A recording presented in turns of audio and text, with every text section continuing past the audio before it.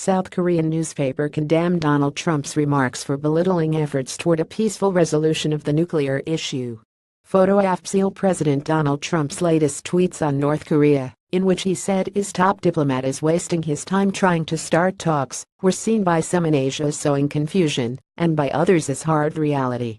A South Korean newspaper condemned Trump's remarks for belittling efforts toward a peaceful resolution of the nuclear issue, while a Chinese international affairs expert saw the tweets as a message to North Korea and China. In Hong Kong, a U.S. Navy commander reiterated Trump's resolve to use every lever available to us to convince North Korea to alter its dangerous and aggressive behavior. National holidays in both South Korea and China muted the reaction somewhat, with no regular media briefings by either government.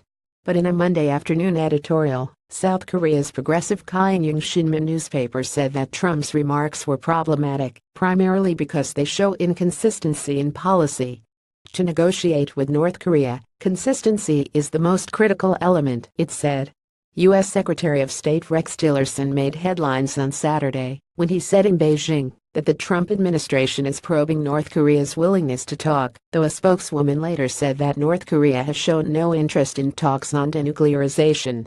On Sunday, Trump tweeted that he had told Tillerson he is wasting his time trying to negotiate with Little Rocket Man, referring to North Korean leader Kim Jong-un. The country has conducted a series of missile and nuclear tests that have demonstrated advances in its capabilities. South Korea's largest daily newspaper, Chosun Ilbo, warned in an editorial that any US-North Korea talks should not recognize the North as a nuclear state, or the South would be forced to seek nuclear arms too. The South Korean president's office declined comment. A small progressive online newspaper, Voice of People, said in an editorial that Trump's comments are signs of confusion in U.S. policy toward North Korea, though it said the tweet is unlikely to cause a major change in Tillerson's position. Such unstable U.S. policy toward North Korea is entirely a burden on us, the editorial read in part.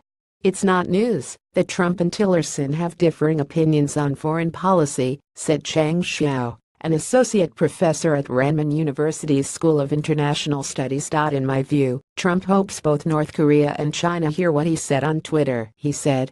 His Twitter comments put greater pressure on North Korea, which is at a critical road crossing now, so it must make a choice. In the meantime, the U.S. hopes China will continue to put pressure on North Korea. Zhang Lifan, an independent commentator in China, said he believes Trump's latest tweets show that the U.S. president is losing patience with North Korea. He said that China and the U.S. need to find a way to resolve the nuclear issue, because past experience shows that negotiations with the North are useless. China's foreign ministry did not respond to a faxed request for comment on Monday. Navy Rear Admiral Mark Dalton, speaking aboard the USS Ronald Reagan carrier during a port call in Hong Kong, said the Reagan Strike Group has an ironclad commitment to defending U.S. allies including Japan and South Korea. Asked about Trump calling Tillerson's outreach a waste of time, he said to take that up with the State Department. Dalton said the Reagan would spend 4 or 5 days in Hong Kong.